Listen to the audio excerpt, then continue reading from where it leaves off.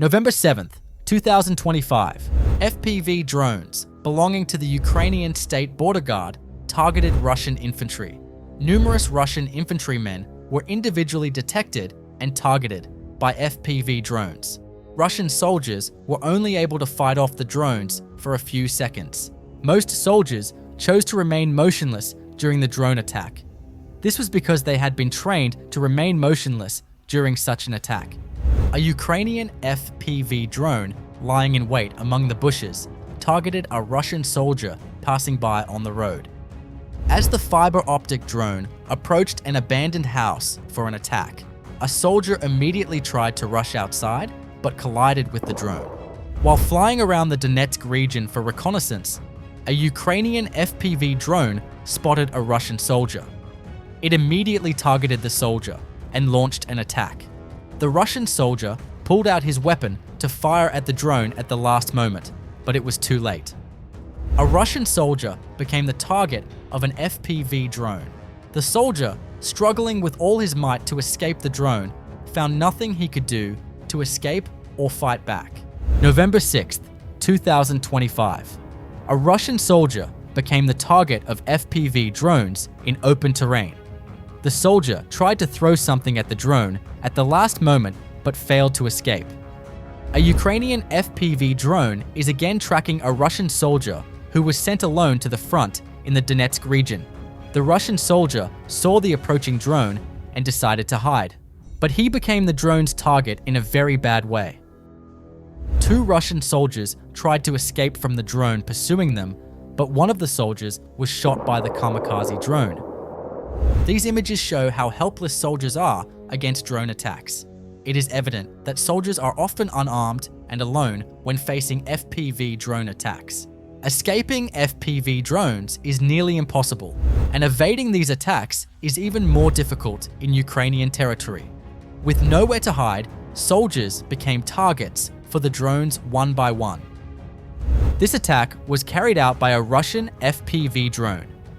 A Ukrainian soldier became the target of a Russian FPV drone in an open area. He was unable to escape. The 414th Unmanned Attack Aviation Regiment attempted to locate Russian soldiers using drones in the Toretsk region. When an experienced drone pilot noticed some movement among the trees, he immediately launched an attack. Two soldiers spotted the drone approaching for an attack and began to flee, but there was nowhere for them to hide here. The drone made a quick maneuver and caught up with the soldiers. A lost soldier is advancing toward Ukrainian positions. He is unaware of the area he is entering. Soon after, an FPV drone attack is launched.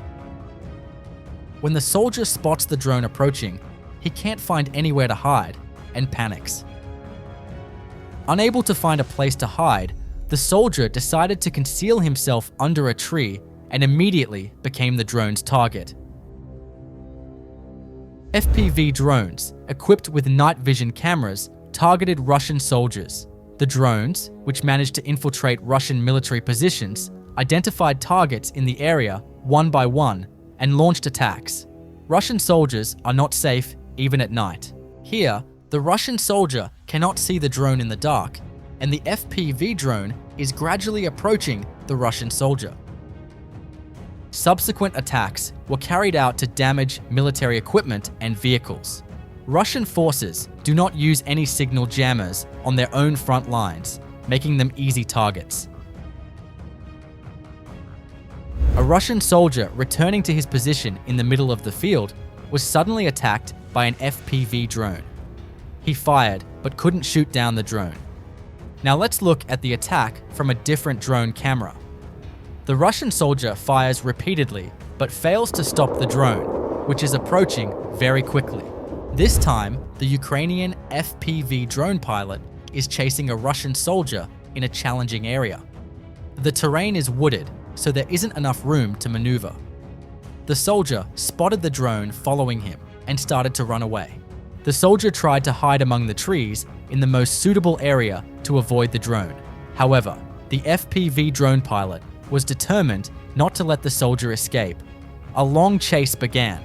The soldier, panicking and not knowing what to do, kept changing his position and moving around.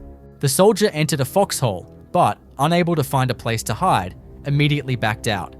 There was nowhere left to run. The FPV drone pilot, having found a suitable attack position, managed to target the Russian soldier. As the soldier fled, he fell to the ground and became the drone's target. Once again, a lone soldier became the target of a drone in a wooded area. He was unable to escape. The FPV drone waited for the Russian soldiers to return to their positions and launched an attack when they arrived. The soldier who was about to enter the position was captured by the drone. The other soldier who tried to escape did not manage to get away. The Ukrainian 3rd Assault Battalion and 63rd Mechanized Battalion carried out a simultaneous operation targeting Russian military vehicles. During 2 weeks of continuous attacks, numerous Russian personnel carriers, BMP-1s, T-72 tanks, and many other military vehicles were destroyed. Kamikaze and FPV drones took off dozens of times and launched multiple attacks. A notable detail in the attacks is that Russian armored vehicles have been fitted with extra armor plating to counter drone attacks. This armor was evident in every attack. However, none of these measures proved effective against drones equipped with high explosives. Anti-tank mines are often dismantled and mounted on FPV drones. Consequently, each attack inflicts very serious damage. A rare target has been shot down. In the Pokrovsk direction, soldiers of the 5th OSH Brigade shot down the latest Zalakub 10-strike UAV. This drone has an 11-kilogram high-explosive fragmentation warhead. This is one of the first recorded cases of shooting down this dangerous drone. Ukraine's MiG-29 MU fighter jet struck Russian infantry positions with hammer bombs. The building, which housed a large number of Russian soldiers, was completely destroyed. Numerous Russian positions in the Sumy region were targeted. With the onset of rain, many military vehicles became stuck in the mud and were rendered ineffective. Not only military vehicles, but also trenches were targeted in the attacks. Many trenches were detected and destroyed by experienced drone pilots. Russian forces faced renewed attacks with every new trench they dug. Russian forces set up ambushes by placing FPV drones on the transit routes of Ukrainian soldiers in the Andrivka, Kursk, and Donetsk regions. However, these attacks were detected by Ukrainian forces. To avoid repeating the same mistakes, the FPV drones on the roads were identified one by one and neutralized. A large number of drones were neutralized, preventing significant damage. Ukrainian forces identified Russian command center buildings in the Lyman region and launched drone attacks on them. 3 command centers were attacked. The bomb used had a highly explosive effect. Each blast affected dozens of meters. Reports indicate that more than 20 soldiers were also reported to have lost their lives and more than 50 soldiers were injured. A soldier patrolling the front lines in an ATV became the target of a fiber optic drone. He was completely unaware that an attack was coming. Ukrainian soldiers placed a bomb on a drone and attacked a logistics route used by Russian forces in the Donetsk region.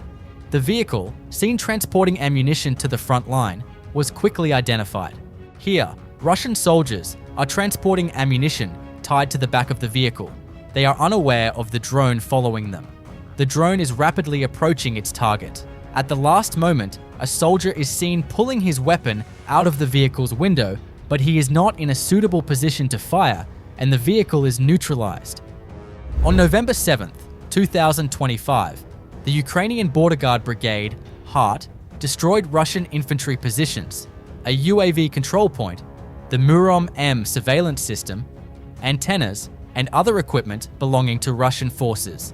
The attacks in the Vovchansk direction caused significant problems for Russian forces. Russian soldiers, already experiencing major logistical and supply issues, began to face communication problems as well. Ukrainian forces are trying to force Russian forces to withdraw from the area.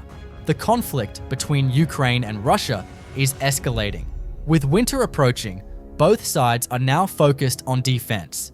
Russian forces are trying to hold on to the territories they control, while Ukrainian forces continue their relentless attacks to regain lost ground.